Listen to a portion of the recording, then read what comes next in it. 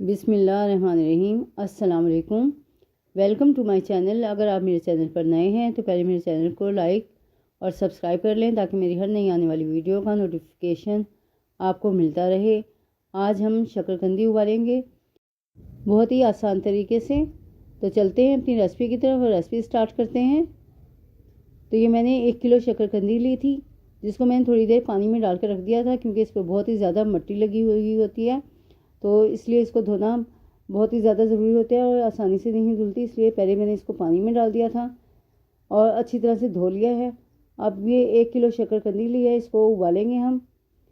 तो उबालने के लिए हम पतीली ले लेंगे और जो बड़े साइज़ की होगी उसके हम 2-2 पीस कर लेंगे और जो छोटी होगी उसको हम ऐसे ही रख देंगे। तो पतीली में एक एक करके पीस रखेंगे हम। तो ये पतीली ले लिया मैंने और इसमें हम काट के पीस रख देंगे। जो बड़े साइज़ की है उसके 2-2 और जो छोटी होगी उसको ऐसे ही रख देंगे। बहुत ज़्यादा लोगों को शकरकंदी उबालने का तरीका नहीं आता। जब फर्स्ट टाइम मैंने भी शकरकंदी उबाली थी तो मुझे भी नहीं पता था कि कैसे उबालते हैं। तो जैसे आलू उबालते हैं ना, मैंने इसी तरह शकरकंदी उबालने के लिए रख दी थी कि आलू के ऊपर तक पानी रख दिया था। तो इसमें ज़्यादा पानी नहीं जाएगा, बहुत ही कम पानी में बहुत अच्छी शकरकंदी उबल जाती है। अगर ज़्यादा पानी डालें तो इसकी मिठास भी ख़त्म हो जाती है और शकरकंदी में वो जायका नहीं रहता। तो अब ये मैंने शकरकंदी सारी काट ली है। इसमें हम पौना गिलास पानी डालेंगे और पानी डालकर हम इसको चूल्हे पर रख देंगे। और चूल्हे पर रख कर पहले मैं इस पतीली पर दस्तरखान डालूँगी, दस्तरखान से इसको ढकूँगी और फिर इसके ऊपर ढककर रखूँगी और दस्तरखान ढक कर हम इसको रख देंगे और फिर चूल्हा जलाएँगे। तो ये दस्तरखान मैंने ढक दिया है और ऊपर ढक्कन रख दिया है और ढक्कन रख कर फिर चारों तरफ से दस्तरखान को समेट दिया ताकि कहीं से इस पर चूल्हे की आंच ना लगे, वरना दस्तरखान जल जाएगा।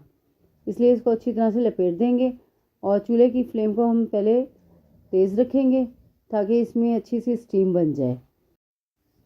तो इसको ढककर मैंने चूल्हा जला दिया है और चूल्हे की जो फ्लेम है उसको हम मीडियम रखेंगे तकरीबन 5 मिनट तक। और जब इसमें अच्छी सी स्टीम बन जाएगी तो फिर हम चूल्हे की जो फ्लेम है उसको लो टू मीडियम कर देंगे।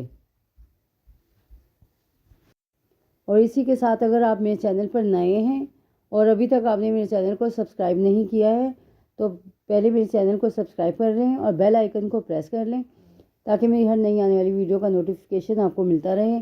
तो देखें स्टीम इसमें बन चुकी है। तो अब इसकी फ्लेम को हम बिल्कुल लो कर देंगे। जैसे दम वाली आंच होती है उतनी ही रखेंगे और ज़्यादा नहीं रखेंगे। और इस आंच पर हम इसको तकरीबन 20 मिनट तक रखेंगे और इसके बाद हम इसको चेक करेंगे। तो ये देखें फ्लेम बिल्कुल लो हो गई है और अब हम 20 मिनट बाद इसको खोलेंगे। तो शकरकंदी हमारी तैयार हो गई है और 20 मिनट हो गए इसे उबलते हुए और इसको बीच बीच में मैंने चेक भी किया है, तो आप भी ज़रूर चेक करें। तो ये अब हम इसको खोल लेंगे और इसको थोड़ा सा ठंडा होने देंगे और फिर हम इसको छीलेंगे। तो ये ठंडी हो गई थी तो मैंने इसे सारा छील लिया है सारी को। और अब हम इसको काटेंगे। तो आप जिस भी शेप में इसको काटना चाहें काट सकते हैं। तो बाज़ार में जिस तरह काटते हैं ना, मैं उसी तरह काट रही हूँ। तो इसके मैं बड़े बड़े पीस काट लूँगी।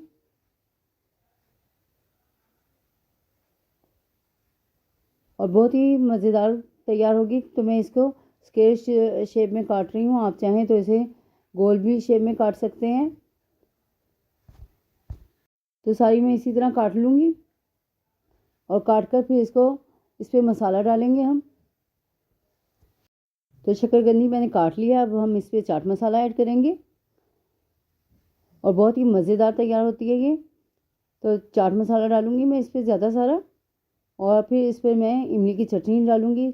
खट्टी मीठी इमली की चटनी बनाई हुई है मैंने, वो ऐड करेंगे। आप चाहें तो नींबू भी निचोड़ सकते हैं और जैसे किन्नू बाज़ार में आए हुए हैं तो किन्नू भी निचोड़ कर और नमक डालकर चाट मसाला डालकर खा सकते हैं।